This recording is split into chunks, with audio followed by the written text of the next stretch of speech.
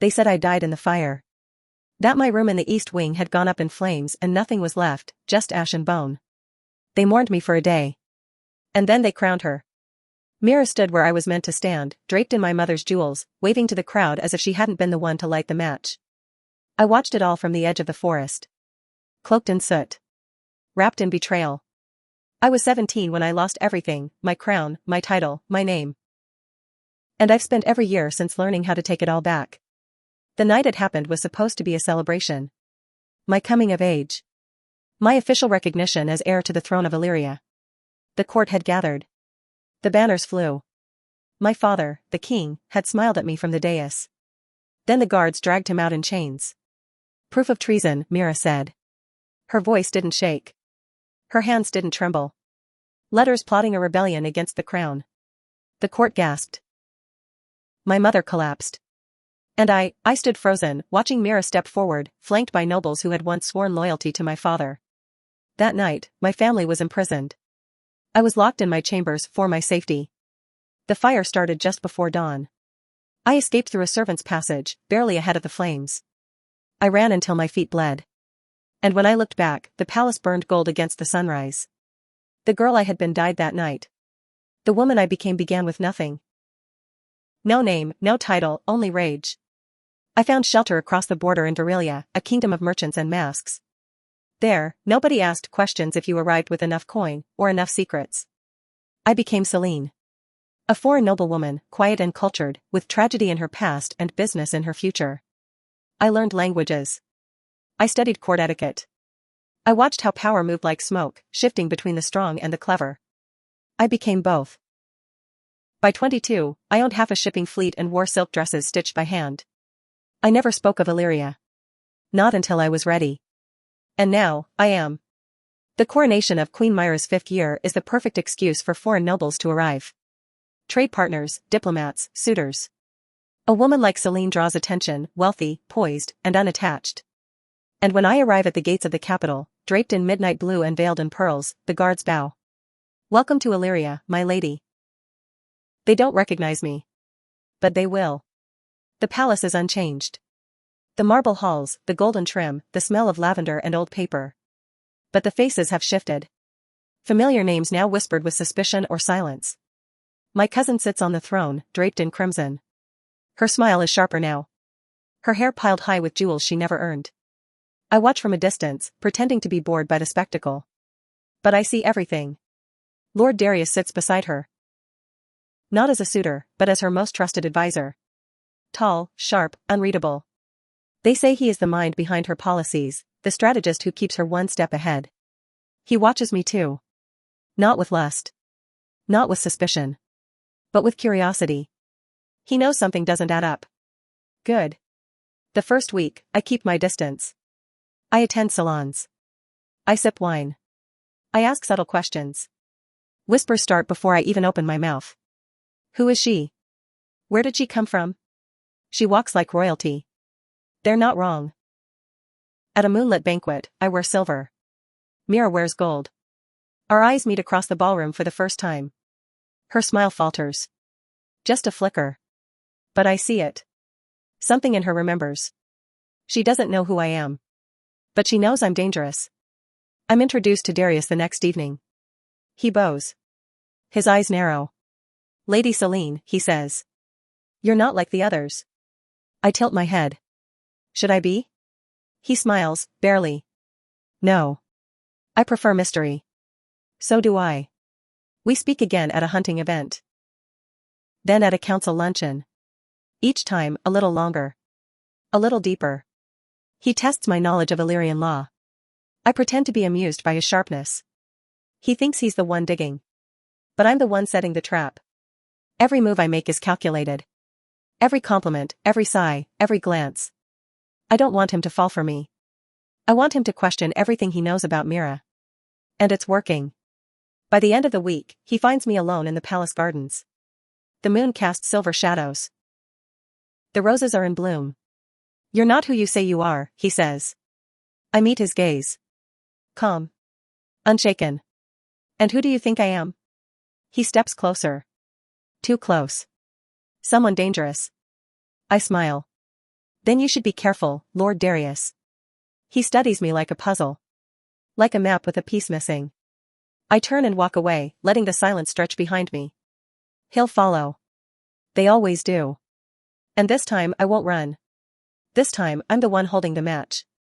The next morning, the court is buzzing.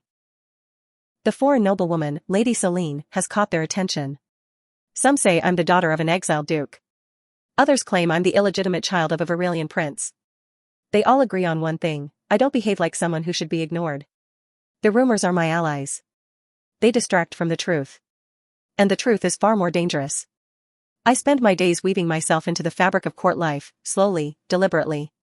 I compliment the right women. I dance with the right men. I donate to the right charities.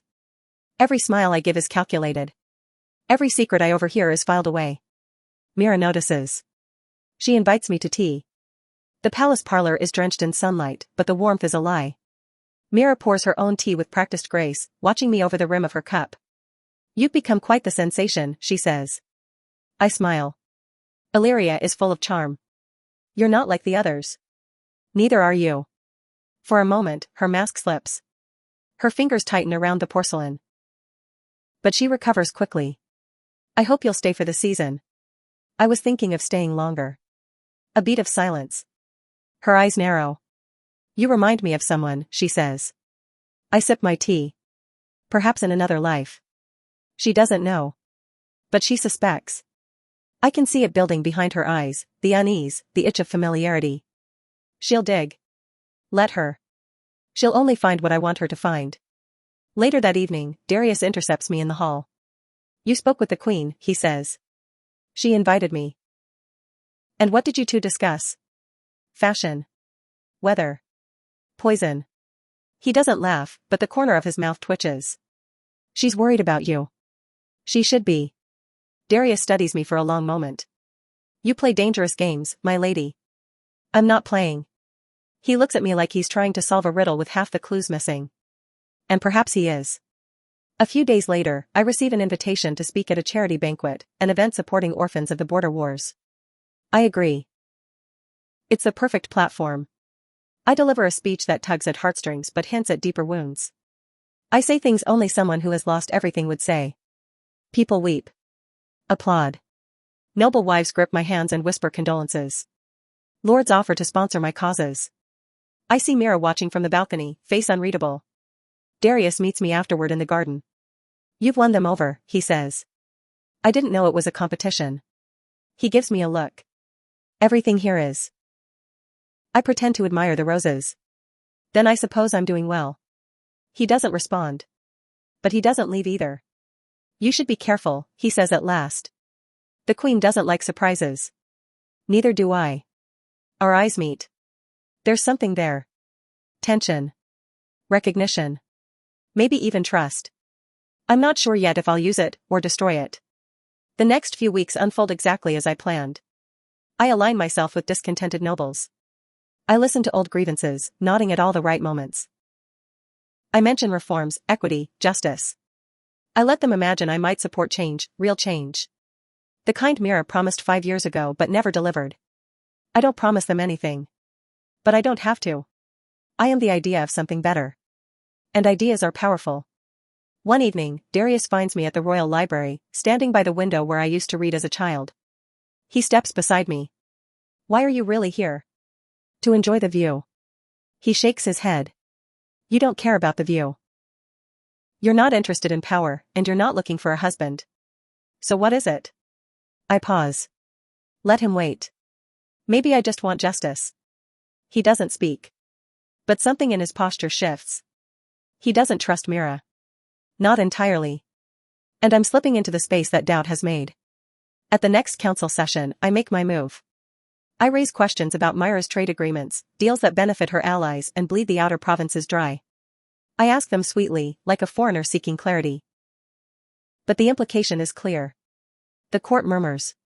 A few lords nod. Mira's face tightens. Darius watches in silence. Later, in the quiet of the gallery, he approaches me again. You know more than you let on. Do I? Who taught you Illyrian policy? Who trained you in our laws? An excellent tutor. He steps closer. His voice is low. Are you here to take her down? I meet his gaze without flinching. I'm here to take back what's mine. His breath catches. Just slightly. And in that moment, I know he suspects.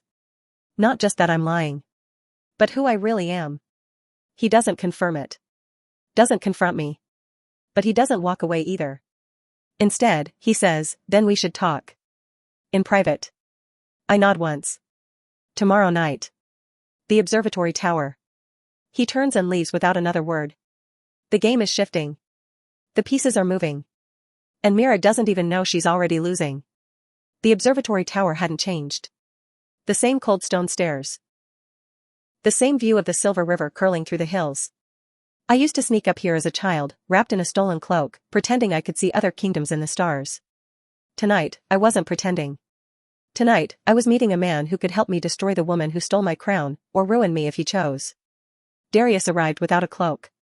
Without a guard. He closed the heavy door behind him and leaned against it like he had all the time in the world. You're brave, he said. Or foolish. Both, he said softly. But I think mostly brave. The silence between us stretched. No more dancing around it. You know who I am, I said. I suspected, he replied. Tonight, I'm certain. I didn't move. Then say it. He stepped forward, slowly, like approaching a flame he didn't want to scare away. Lena. My name hung in the air. He exhaled. You're supposed to be dead. I was. For a little while. His eyes searched mine. Not with pity. Not with shock. But with something sharper. Why come back now? Because now I can win. He nodded slowly, like he understood the kind of calculation that took years to perfect. You're planning something. I've already begun. He looked out the window, jaw clenched. If she finds out who you are, she'll try to kill me again. He turned back to me. Then let me help. I didn't answer immediately. I studied his face. His reputation was cold. Loyal to the crown, not the queen. Brilliant, but dangerous. Why? I asked. Because I remember the day she framed your father. My chest tightened. You watched? I was ordered to remain silent. I didn't know the truth then. But I do now. And that's enough for you to switch sides? He looked at me with something close to defiance. No, he said. You are. For the first time, I didn't know what to say. The following days blurred into strategy. Darius became my shadow. Quietly guiding me through the web of alliances, pointing out which lords still held grudges, which ministers were susceptible to reason or fear. To the court, we were a flirtation. A foreign noblewoman and a powerful advisor exchanging clever glances and private whispers. Let them believe it. It hid the truth far better than silence.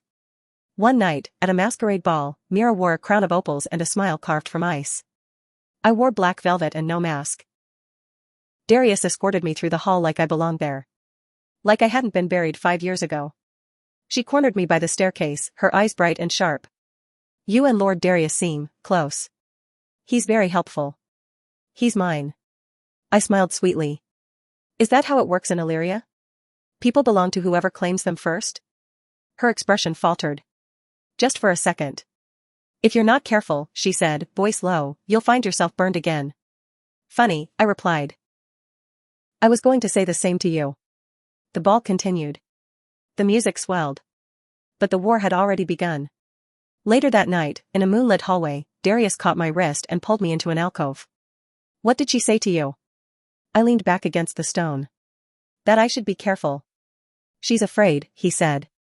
She doesn't know it's you. But she feels it. The court is shifting. She can't stop it. She'll try. He was close. Too close. You're playing with fire, Lena. So are you. His voice dropped.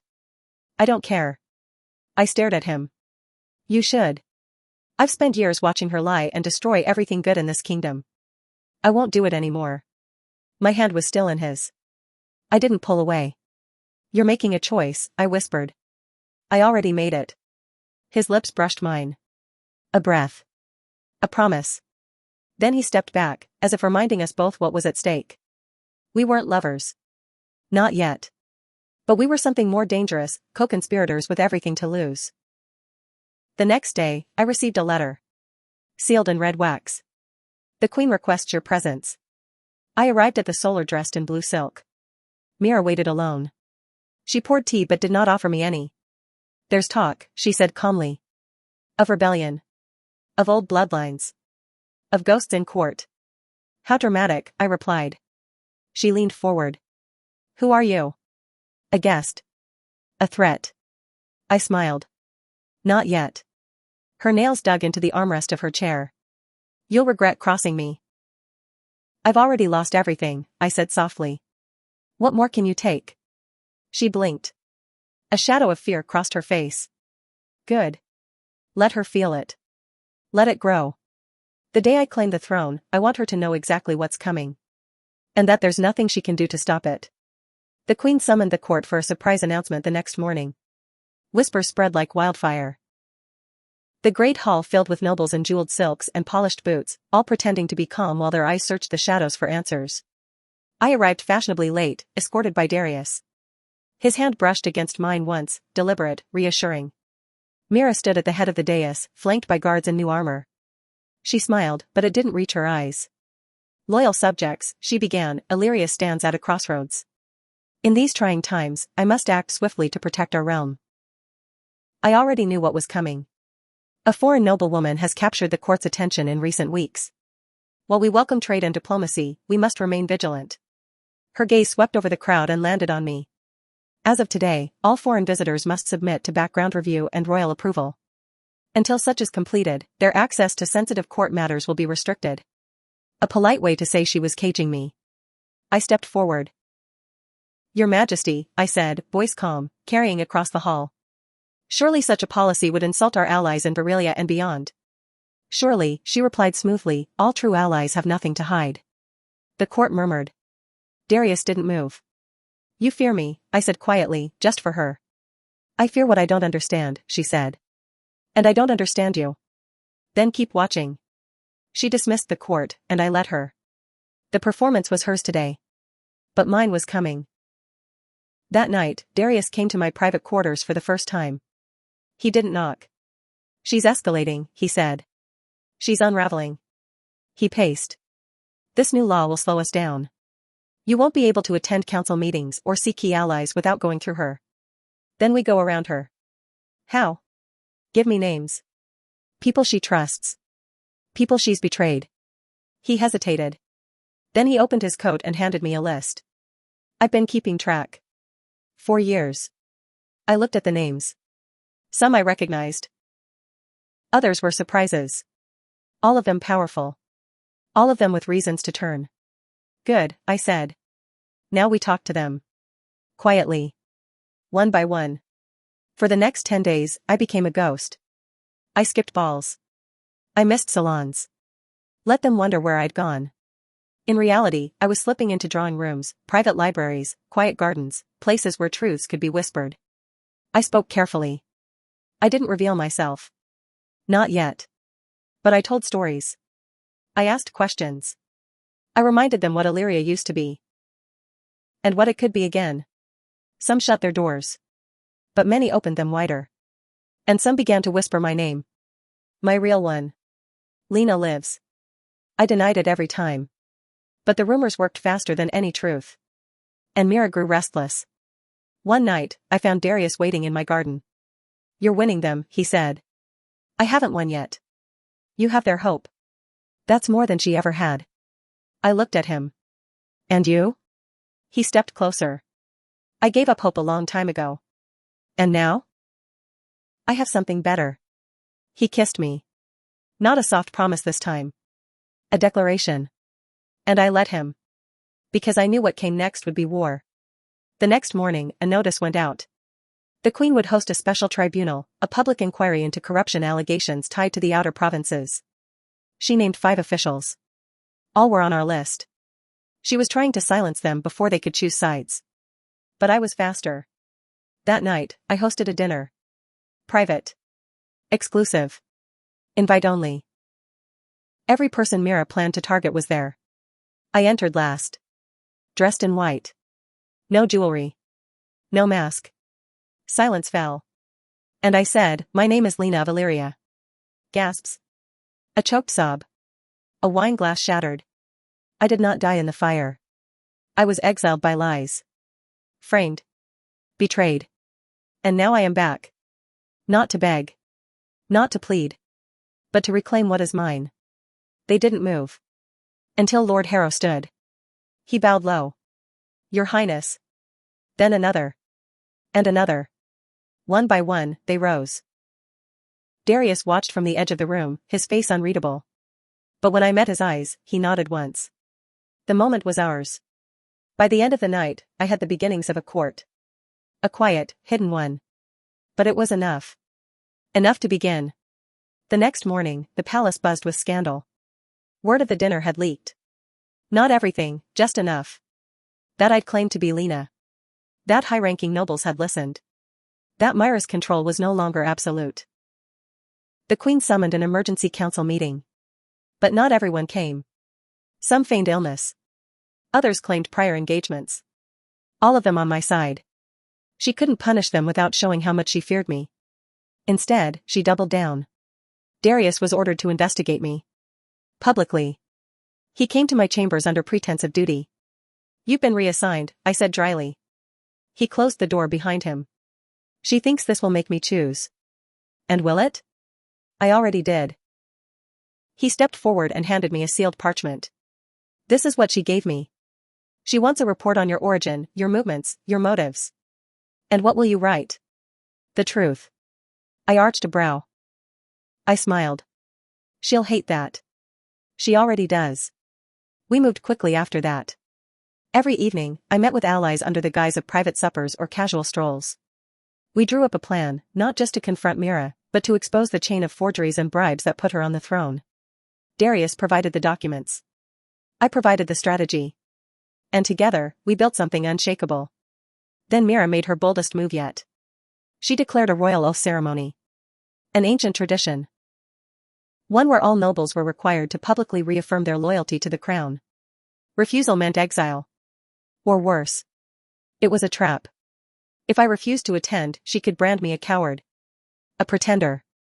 If I did attend, she could have me arrested the moment I stepped into the cathedral. But I didn't flinch.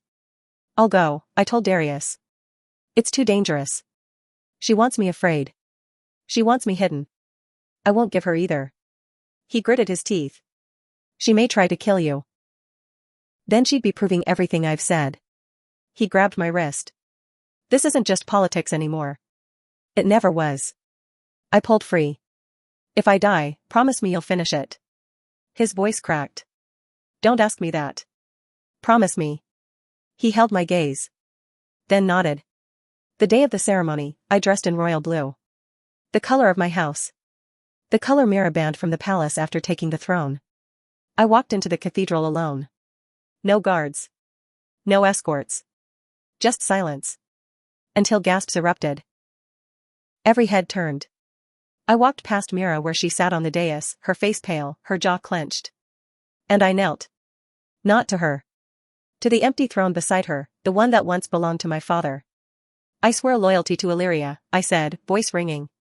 "To truth. To justice. To the people. Not to the thief who stole its crown." Chaos erupted. Mira rose to her feet. "Arrest her." But the guards hesitated. And then, Darius stepped forward. "She speaks the truth," he said. "I have evidence. Letters, documents, testimony. The crown was stolen. The rightful heir stands before you." One of the council lords rose. "I demand a tribunal." Another echoed, "Let the court decide." Myra's voice broke. "You're all traitors." But she had already lost. The high priest stood. "A tribunal will be held in 3 days. Until then, the accused will remain under protection." They didn't say Lena. But they didn't say Celine either. The mask was gone. And the court had seen my face. Afterward, Darius walked me to a secured wing of the palace. For once, we were quiet. No plans. No whispers. Just the weight of everything between us. "You did it," he said softly. "Not yet. You stood up there. Alone. And they followed you." I wasn't alone. I turned to him. And kissed him. Not for strategy. Not for control. Just because I wanted to. He pulled me close. And for a moment, there was no crown. No cousin. No court. Just the two of us. But morning would come. And with it, judgment. The days leading to the tribunal moved like storm clouds, thick with pressure, charged with risk. I was no longer a whisper in the hall or a veiled guest at a ball. I was Lena of Illyria. And now the court had to decide what to do with me. Mira tried to delay it. She summoned foreign ambassadors, pressured council members, threatened anyone who wavered. But it was too late. The truth was out. And the court had smelled blood. I spent the nights reviewing documents with Darius, preparing witness lists, studying every word of the law books I once read as a child. We had to prove three things: that the documents Mira used were forged, that the fire was intentional, and that she had conspired to steal the throne. Each one was dangerous. Each one was true. She'll try to silence the witnesses, I said, watching Darius's face as he scanned the final reports. She already has. 2 are in hiding.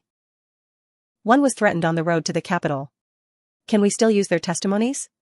Yes. And I've arranged something else. He pulled out a worn letter, the ink faded but intact. It was addressed to Mira, from one of her co-conspirators, now dead. I found this in the old archives before she had them sealed. It's enough to raise doubt even in the most loyal councilman's mind. I took the letter. My hand trembled. Not from fear. From fury. She burned my family for this. She won't get away with it this time. The day of the tribunal, I stood before the high court in robes of gray and blue. Mira wore red, too bright, too proud. She sat tall at the throne, but her eyes flicked everywhere, like a predator who'd finally realized it was being hunted. The court chamber was silent. Over 100 nobles packed the room. Some from the old families. Some new. Some who had once served my father. Others who had prospered under Mira. But they all listened. The High Chancellor opened the floor. This court will hear the case of Lady Selene, claiming to be Lena of Illyria, rightful heir to the crown. I make no claim, I said, stepping forward. I speak only truth. I am Lena. And she, I looked to Mira, is the one who stole it. She laughed. The woman's mad. She was found wandering the woods, babbling about fire and betrayal. I held up the signet ring. The one my mother had sewn into the hem of my sleeve the night before the fire. The one that bore the crest of House Illyria, a symbol never reproduced. My blood burned in that fire. My name was buried. But not this. Gasps echoed. The first witness came forward, an old maid, bent with age, trembling. She helped me escape, I said softly. The maid curtsied. I saw the fire lit. From inside the wall. I heard Lady Myra's voice. She's delusional, Mira snapped. You're dragging out ghosts. We brought forward document experts. Historians. Even the archivist who'd preserved the letter Darius found. This signature is a forgery, he declared, pointing to the page that had damned my father. The ink and seal are not from the royal court. This was never written by His Majesty. Mira rose. And you take the word of strangers over your queen? I'm not a stranger, I said, turning to face the court. I grew up in this palace. I learned to ride in the southern fields. I memorized every corridor of the West Wing before I turned 10. I bled in that fire. And I rose from it. Darius stepped forward. I served the crown. I served her, he nodded to Mira. But I will not serve a lie. He handed the court the final document, a ledger of bribes Mira had paid to secure her coronation. She used me. Used us all. The chamber fell into stunned silence. The High Chancellor stood. This tribunal will recess for deliberation. Mira hissed something to her guards. I didn't hear it. I didn't care. I turned to Darius. We did everything we could. He nodded. And now we see if Illyria still has a soul. Hours passed. When the court returned, the air was thick with breathless tension. The High Chancellor faced me. We find in favor of Lady Lena. Her identity is confirmed. Her father's innocence is declared. And Mira of Illyria is hereby stripped of her title and placed under house arrest pending further trial. The hall exploded. Some in cheers. Others in stunned silence. Mira didn't speak. She just stared at me. Like she could kill me with her eyes alone. You should have stayed dead, she whispered as she was led away. I tried, I said. But your crown called me back. I didn't cry. Not until I was alone in the garden. Darius found me there, hours later. It's done, he said. Not yet. Then what comes next? I turned to him. A coronation. The palace prepared for a second coronation, one no one had planned, yet everyone felt was inevitable. Seamstresses worked through the night, fitting me in silks I once wore as a child, now remade for a queen. Couriers sprinted between districts, announcing the tribunal's verdict. Every bell in the city rang at dawn. And still, it felt surreal. I walked the halls I had once fled barefoot and bleeding. Now, guards bowed as I passed. Courtiers lowered their eyes. Servants wept when they saw me. I wasn't just Lena anymore. I was proof that truth could claw its way out of the grave. But victory didn't taste the way I thought it would. It was quiet. Sharp. Almost sad. I stood in the royal chapel before the coronation, wearing a deep blue gown stitched with silver thread. Darius entered silently, stopping a few paces behind me. You should be in the procession, I said. I needed to see you first. I turned to him slowly. You saw me when no one else did. You never stopped being her. No matter what name you used. I stepped closer. This changes everything. Not for me. I didn't ask what he meant. I didn't need to. He'd never wanted power. He didn't want the spotlight. Just the truth. And maybe, me. The ceremony began. I walked down the same aisle Mira once had, but where hers had been surrounded by fear and spectacle, mine was filled with silence. Reverence. Nobles bowed. Elders cried. Some held their children up to see. I looked each one in the eye as I passed, letting them know, this is what it looks like when you don't give up. The crown was brought forward. Gold. Heavy. Forged for my father. The High Chancellor's voice rang clear. Lena of Illyria, do you swear to uphold the laws, serve the realm, and guard the throne with honor? I do. Then rise, and claim what was always yours. As the crown touched my head, thunder rolled outside. A storm gathering. I held my breath. And when I opened my eyes, I wasn't just the girl they tried to erase. I was queen. Later, I stood at the high balcony where Mira once waved to the crowd. This time, the people didn't chant for a thief. They chanted for me. Darius joined me in the archway, watching from the shadows. They love you, he said. I don't need their love, I replied. I need their trust. You have it. I looked at him. And you? You had me before all this. I reached for his hand. He didn't flinch. I want you beside me, I said. Not behind me. Not in the shadows. Beside. He smiled. Just slightly. Then you're stuck with me. We didn't kiss. Not yet. There was too much to do. Mira was under house arrest, confined to a distant estate with no visitors and no court. Some said she paced the halls muttering my name. Others said she'd gone silent entirely. I sent no spies. She no longer mattered. What mattered was repairing what she'd broken, restoring trade, balancing the treasury, holding trials for those who'd profited from her crimes. I worked long hours, spoke plainly in council, and made it clear I wasn't here to play queen. I was here to rule. But I didn't do it alone. Darius sat beside me every morning. Sometimes silent. Sometimes savage with words. Always steady. We argued often. We laughed more than I expected.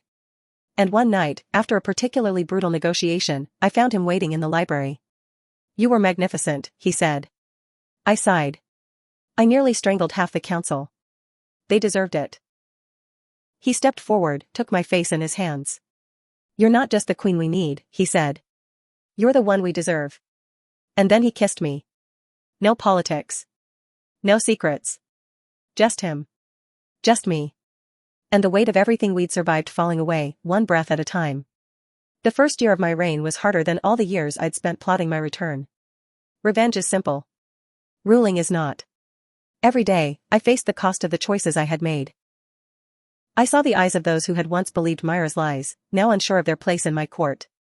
I saw the faces of those who had helped her rise, now desperate to rewrite history. And I let them twist. I let them sweat.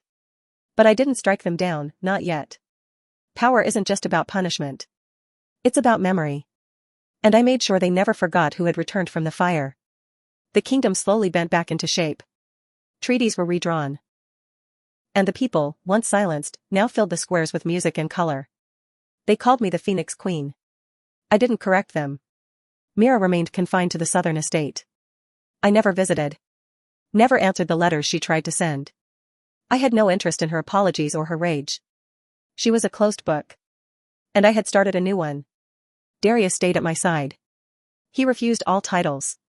Refused a seat at the court. But he was in every meeting. Every room. Every decision. You know, I said to him one night, people think you're the power behind the throne. He looked up from his pages. I'm just the man who makes sure you sleep more than 4 hours. I smiled. That's more powerful than they know. He set the book down. They also say I'm the one who helped you steal the crown. I didn't steal it. I took it back. And would you do it all over again? I thought about that. The nights I spent sleeping in barns. The scars on my back from running barefoot through brambles. The ache in my chest every time I thought of my father dying alone. Yes, I said. I would. He nodded. Good. Because I'd follow you all over again too. We sat in silence for a moment. Then he added, you should marry me. I blinked. Is that your proposal? Should I try again tomorrow?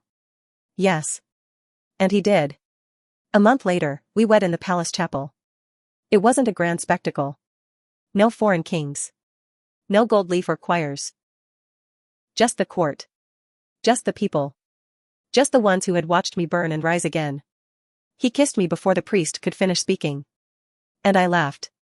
The palace felt different after that. Warmer. Lighter. Like it belonged to me again, not just in title, but in soul. I made peace with some of the nobles who had betrayed me. Others, I left to rot in quiet insignificance. I didn't need to destroy them. I had already won. Years passed. I ruled wisely. Fiercely. With the kind of memory that kept justice sharp and compassion alive. I didn't forget what had been taken. But I didn't let it define me. And when I stood on the balcony one evening, watching the city glow below, Darius wrapped his arms around me from behind. You did it, he whispered. We did. Do you miss the fire? I thought of the girl I used to be. Naive. Bright-eyed. Lost. No, I said. But I'm not afraid of it anymore. He kissed my neck. You're the storm now. I smiled. And Illyria, rebuilt and reborn, lay beneath us, whole again.